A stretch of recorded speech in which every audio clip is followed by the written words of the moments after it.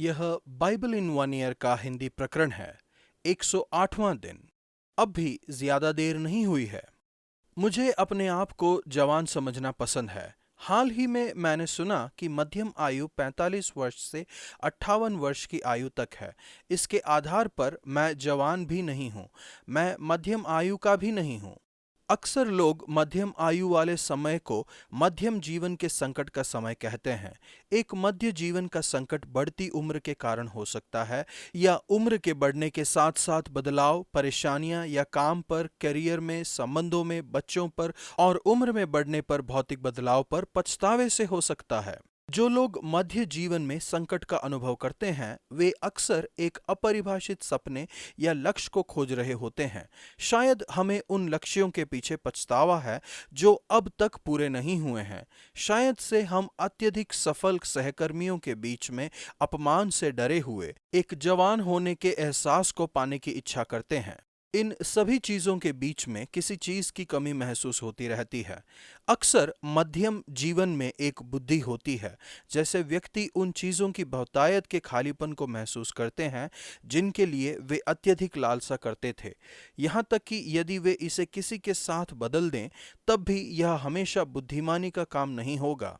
मैंने अक्सर आश्चर्य किया है कि क्या जक्कई, जिसके विषय में हमने आज के नए नियम के लेखांश में पढ़ा, क्या वह मध्यम जीवन संकट से गुजर रहा था। चाहे वह गुजर रहा था या नहीं गुजर रहा था, उसे उत्तर मिल गया जिसे बहुत से लोग ढूंढ रहे हैं जब वह यीशु से मिला। इससे अंतर नहीं पड़ता है कि आप गलत दिशा में कितने लंबे समय से यात्रा कर रहे हैं, आप हमेशा वापस लौट सकते हैं यीशु के साथ नई शुरुआत करने के लिए और यह सुनिश्चित करने के लिए कि आपका जीवन सही दिशा में रखा जाता है। कभी भी बहुत देर हो चुकी है जैसी कोई बात नहीं है। नीति वचन 10 का 1 से 10 तक। हिलने वाली कुर्सी को जांच लीजिए। एक सफल व्यवसायी जो एक असाधारण रूप से ईमानदार व्यक्ति के रूप में जाने जाते हैं, उन्होंने मुझे बताया कि वह अपने सभी निर्णयों में हिलने वाली कुर्सी की जांच को लगाते हैं। वह कल्पना करते हैं कि एक दिन अपने रिटायरमेंट के समय अपनी हिलने वाली कुर्सी पर बैठकर उन निर्णयों को देख रहे हैं जो उन्होंने लिए थे। उनका निर्णय क्या होगा, कि कौन सा निर्णय अच्छा था और कौन सा निर्णय बुरा था। यह सुनिश्चित करना चाहते हैं कि अभी वह जो निर्णय लेते हैं उन पर बाद में ना पछताएं। यह लेखांश हमें उन चीजों को दिखाता है जिसे हमें नकारना है, जैसे कि द्वेष, मूर्खता भरी गपशप और आलसीपन। ईमानदारी और विश्वसनीयता बिना पछतावे के जीवन की कुंजी है। दुष्ट के धन से लाभ नहीं होता। एक ईमानदार जीवन मृत्यु से बचाता है। एक अच्छा और ईमानदार जीवन एक आशीषित स्मरण है। एक दुष्ट जीवन सड़ी हुई बदबू छोड़ जाता है। यदि आप ईमानदारी से और भरोसे के साथ जीवन बिताते हैं तो आप निर्भीक और चिंतामुक्त रहेंगे, परंतु जो टेढ़ी चाल चलता है उसकी चाल प्रकट हो जाती है। परमेश्वर, आज मेरी सहायता कीजिए कि मैं बुद्धिमान और सत्यनिष्ठ बनूं, द्वेष और मूर्खता भरी गपशप से दूर रहूं, परिश्रम, ईमानदारी और भरोसे का जीवन जीऊं। नया नियम लूका 18 का 31 से 19 के 10 तक। अपने जीवन को सही दिशा में रखें। यीशु हमारे जीवन के लिए छुटकारे और बदलाव को संभव बनाने के लिए आए। वह 12 को अलग करते हैं और समझाते हैं कि उनके आने के उद्देश्य में लोग उन्हें ठट्ठों में उड़ाएंगे, उनका अपमान करेंगे और उन पर थूकेंगे और कोड़े मारेंगे और घात करेंगे, लेकिन तीसरे दिन वह फिर जी उठेंगे। यह यीशु का क्रूस पर चढ़ाया जाना और पुनरुत्थान है जो हर मनुष्य के लिए आशा प्रदान करता है। अंधा मनुष्य एक ऐसा उदाहरण है जिसका जीवन यीशु से मिलने पर पूरी तरह से बदल गया। एक मनुष्य जिसका जीवन सड़क के किनारे बैठकर भीख मांगते हुए समाप्त हो चुका था, उसका जीवन बदल गया जब वह दया के लिए पुकारता है। यीशु उससे कहते हैं, आगे बढ़ो और देखो, तुम्हारे विश्वास ने तुम्हें बचाया है और चंगा किया है। वह तुरंत चंगा हो गया, वह देखने लगा और फिर परमेश्वर की महिमा करते हुए यीशु के पीछे चलने लगा। इसके बाद जक्कई यीशु से मिलता है। शायद से जक्कई जवान नहीं थे, परंतु महसूल लेने वाले के रूप में वह अपने देश में सबसे ऊंचे पद पर पहुंच चुके थे। वह अब भी दौड़ सकते थे और एक पेड़ पर चढ़ सकते थे, लेकिन वह जवान नहीं हो रहे थे। वह अमीर बन चुके थे और शायद से उनका काम उनके लिए प्राथमिकता था। प्रमुख महसूल लेने वाले के रूप में जक्कई के अधीन काम करने वाले लोग थे। बहुत सी बार उनका प्रमोशन हुआ होगा और वह संतोष के साथ अपनी पिछली उपलब्धियों को देख सकते थे। फिर भी एक महसूल लेने वाले के रूप में इस कार्य की व्यक्तिगत कीमत थी, समाज से बहिष्कार और गुमनामी। जक्कई की दशा वाले लोग उनके काम पर पछताते हैं और अपने चुने हुए जीवन में अपने आप को फंसा हुआ पाते हैं। अवश्य ही उनका परिवार होगा और हमने उसके घर के विषय में पढ़ा है। शायद से वह उनके लिए कठोर परिश्रम करते थे। एक मध्यम जीवन का संकट पारिवारिक जीवन को तबाह कर देता है। एक व्यक्ति जो मध्यम जीवन के संकट में है, वह अपने नज़दीकी लोगों पर गुस्सैल, उदास और अक्खड़ बन जाता है, यह महसूस करते हुए कि इससे अंतर नहीं पड़ता है कि वह कितना कठिन परिश्रम करते हैं। उनके परिवार को उससे अधिक की आवश्यकता है जितना कि वह कमा सकते हैं। जक्कई निश्चित ही एक धार्मिक परिवार से था।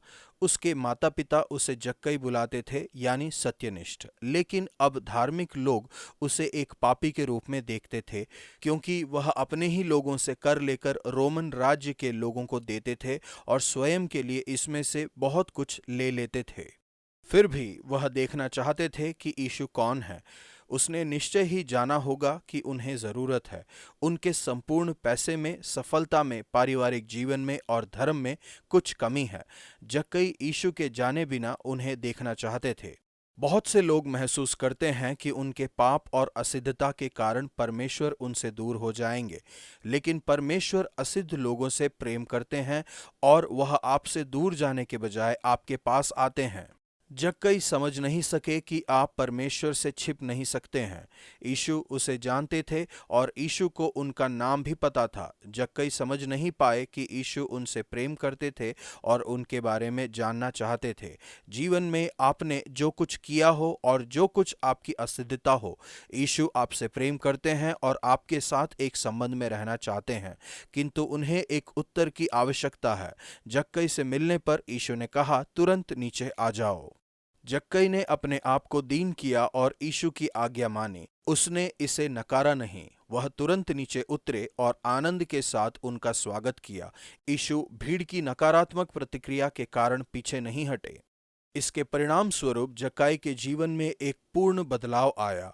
उसने निर्णय लिया कि अपनी आधी संपत्ति गरीबों को दे देंगे, और यदि मैंने किसी को धोखा दिया है तो मैं 4 गुना कीमत चुकाऊंगा। संपत्ति के लिए उनका बर्ताव पूरी तरह से बदल गया। हमारे लिए प्रश्न यह नहीं होना चाहिए कि मुझे कितना मिल सकता है, लेकिन मैं कितना दे सकता हूँ। उसका संपूर्ण जीवन बदल गया। यीशु ने उससे कहा, आज उद्धार इस घर में आया है। यीशु के आगमन से उसके घर में उद्धार आया। उद्धार का अर्थ है स्वतंत्रता। इसका अर्थ है यीशु के साथ एक संबंध जो अनंत काल तक बना रहता है। यह मध्यम जीवन संकट को भी दृष्टिकोण में रखता है। अंत में जक्कई की तरह आप समाज में परमेश्वर के बदलाव के एक भाग बन सकते हैं। जक्कई और उनके घराने में बदलाव ने गरीबों को लाभ पहुंचाया और जिन लोगों को धोखा मिला था उन्हें न्याय दिलाया। परमेश्वर आपका धन्यवाद, क्योंकि आप मुझसे प्रेम करते हैं और आप मेरे जीवन को बेहतर बनाने के लिए एक संकट का इस्तेमाल करते हैं। आज मुझे आपसे मिलने में सहायता कीजिए। पुराना नियम व्यवस्था विवरण 29 का 1 से 30 के 10 तक। संपूर्ण हृदय का एक जीवन जिएं। हाल ही में मैं दोपहर के भोजन के लिए एक 86 वर्षीय महिला के पास में बैठा था। वह एक पहियों वाली कुर्सी पर बैठी थी। मैंने जल्द ही जान लिया कि उनका शरीर असफल हो रहा था, लेकिन उनका दिमाग नहीं। उन्होंने बहुत कुछ कठिन धारणाओं से संबंधित प्रश्न पूछे। जब मैंने उनसे पूछा कि उनके अनुसार इन प्रश्नों का उत्तर क्या है, तब उन्होंने इस लेखांश से एक वचन लेकर उत्तर दिया, गुप्त बातें हमारे परमेश्वर यहोवा के वश में हैं, परंतु जो प्रकट की गई हैं वे सदा के लिए हमारे और हमारे वंश के वश में रहेगी। उसने कहा कि वह समझ चुकी थी कि कुछ चीज़ों का उत्तर हम जानते हैं, लेकिन दूसरे, जैसा कि वह जिस तरह के प्रश्न को बता रही थीं, शायद से इस जीवन में हमें उनका उत्तर पता न हो। वे रहस्यमय चीज़ों के भाग थे जो परमेश्वर के वश में हैं। किंतु ये कुछ चीज़ें हैं जो हमारे वश में हैं। परमेश्वर ने हम पर प्रकट किए हैं कि कैसे अच्छी तरह से और बुद्धिपूर्वक जीवन जीना है। हमें परमेश्वर से मन फिराना बंद करना चाहिए, यह सोचते हुए कि मैं जैसे चाहूँ वैसे जीऊँगा। धन्यवाद। और आखिर में सभी के जीवन को बर्बाद कर देते हैं। आपके जीवन को महान बनाने का तरीका है पूरे दिल से परमेश्वर की बातें सुनना और मानना, अपने पूरे हृदय से और प्राण से उनकी आज्ञा मानना। वह आप पर दया करेंगे, वह वापस आकर टुकड़ों को बटोरेंगे और आप एक नई शुरुआत करेंगे। परमेश्वर की बातें सुनते हुए और मानते हुए, यहाँ पर कुछ भी आधे हृदय से नहीं। आपको अवश्य ही परमेश्वर के पास लौट आना है, आपके परमेश्वर के पास पूरी तरह से हृदय और प्राण कुछ भी न छोड़ते हुए। एक संपूर्ण हृदय वाला जीवन जीने की शुरुआत करने में बहुत देर नहीं हुई है। परमेश्वर, मेरी सहायता कीजिए कि अब से मैं आपके प्रति पूरे हृदय की आज्ञाकारिता का एक जीवन जीऊं। मेरी सहायता कीजिए कि मैं भटक ना जाऊं। होने दीजिए कि एक नई शुरुआत हो। मेरी सहायता कीजिए कि पूरे हृदय से आपकी आज्ञा मानो। लूका 19:1-10। मैं एक बार गुड फ्राइडे को ट्रेफल्गर स्क्वायर में पैशन ऑफ जीसस नाटक देखने गई थी। वहां पर इतने लोग थे कि देखना एक चुनौती था। कद में छोटा होने के कारण मुझे जक्कई की तरह महसूस हुआ जो यीशु के पास पहुंचने की कोशिश कर रही थी। यदि वहां पर एक पेड़ होता तो मैं अवश्य उसी पर चढ़ जाती। मैंने मेज पर खड़े होने की कोशिश की, दीवार पर देखने की कोशिश करते हुए। पहरेदार ने 2 बार मुझे निकाल दिया। यह बहुत ही निराशाजनक था। मैं यीशु को देखना चाहती थी, चाहे यह नकली हो। अवश्य ही जक्कई के लिए यह उत्साहित करने वाली और सांस को थाम देने वाला अनुभव था, क्योंकि यीशु ने भीड़ में सबसे अधिक ध्यान उस पर दिया। यीशु हमें देखते हैं और हमें खोजते हैं, यदि हम महत्वहीन भी महसूस करते हैं। आज का वचन, और यहोवा तेरी भलाई के लिए तेरे सब कामों में और तेरी संतान और पशुओं के बच्चों और भूमि की उपज में तेरी बढ़ती करेगा, क्योंकि यहोवा फिर तेरे ऊपर भलाई के लिए वैसा ही आनंद करेगा जैसा उसने तेरे पूर्वजों के ऊपर किया था। व्यवस्था विवरण 30 का 9।